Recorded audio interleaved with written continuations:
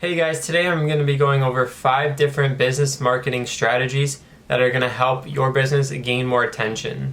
And before we do get started, if you guys wouldn't mind hitting that like button, clicking subscribe, and hitting that notification bell, I do have new videos coming out every Monday, Wednesday, and Friday, and I wouldn't want you to miss that. Alright, let's get into it. Alright, so first I want to get into advertising. If you don't know what advertising is, it's pretty much when you pay another business to promote your business, hopefully bringing in new customers, which will bring in more sales. Since companies like Facebook and Google, you can pay them to promote your ads, and hopefully that brings in the new customers and more sales and increased business. So if we go over Facebook first, Facebook has over 2 million advertisements right now currently for small to medium businesses. That is a huge number, and it's a very inexpensive way to get your products or maybe your service out there to these new customers that aren't even aware you exist. What's really neat is you can target certain demographics based off of their age, their sex, their location, or just some of their interests. Now when you're ready to start advertising on Facebook, you're going to start what's called a campaign. That is pretty much you allocate a certain amount of fund to that campaign, you start the campaign, and it starts to pull the money from that and put it into advertisements.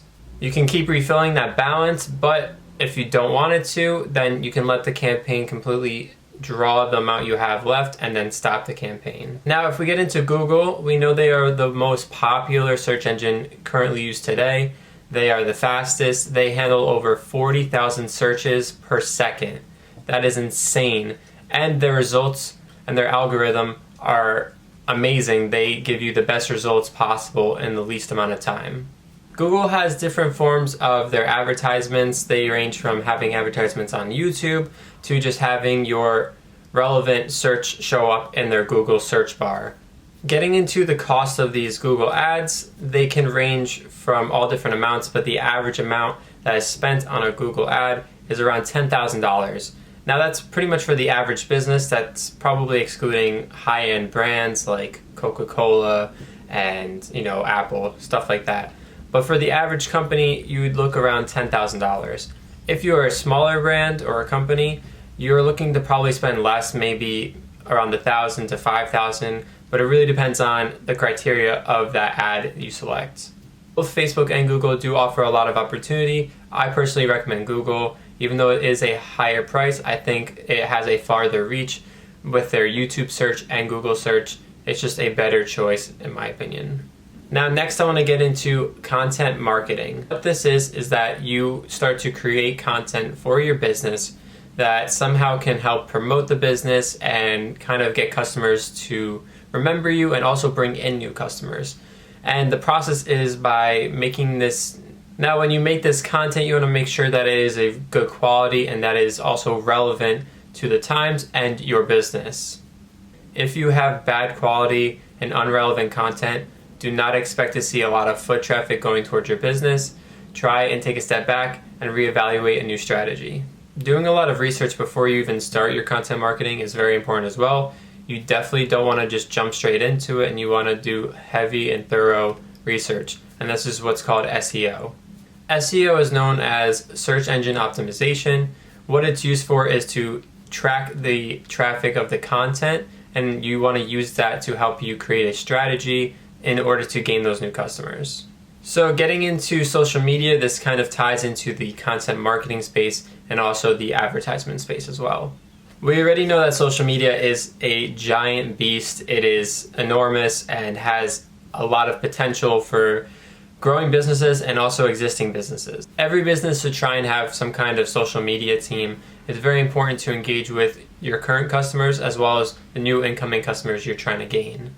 Now there's so many different platforms out there that you can use to reach out to those customers. We have Facebook, we have YouTube, we have Instagram, we have Twitter, TikTok. There are a bunch of different platforms out there that are at your disposal. It's really up to you to start doing that in order to get those customers to see your content and your business.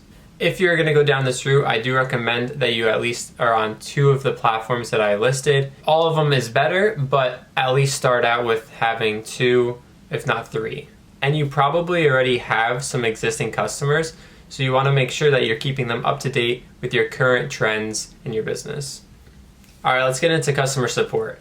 Now, I cannot stress this enough. It is probably one of the most important parts of your business. It is something that people do not take lightly. They want it to be perfect. They want to be taken care of.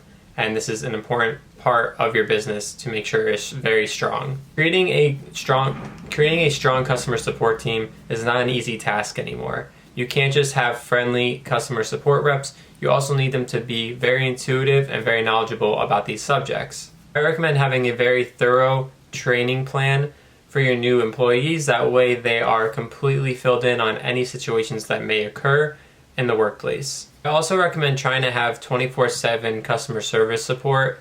This is pretty important because there are other time zones out there, but also customers do not like to wait till the morning or have to try and get you right before they get out of work.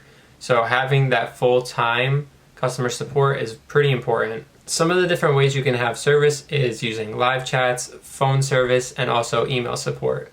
Now, most companies already do offer email support and phone service, but most don't offer a live chat.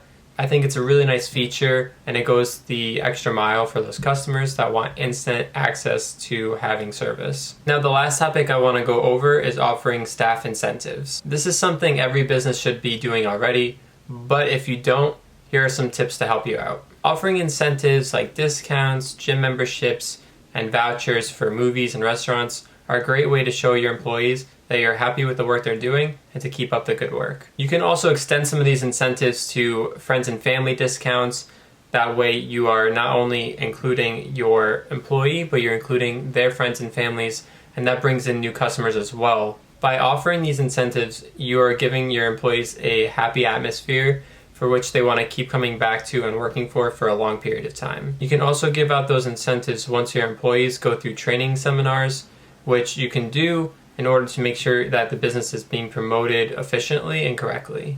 Thanks for watching, guys, and don't forget, if you haven't hit that like button, hit it now, and it's not too late to subscribe and hit that notification bell. And before you go, don't forget I do have a monthly giveaway. The details are in the description below if you're interested. Thanks.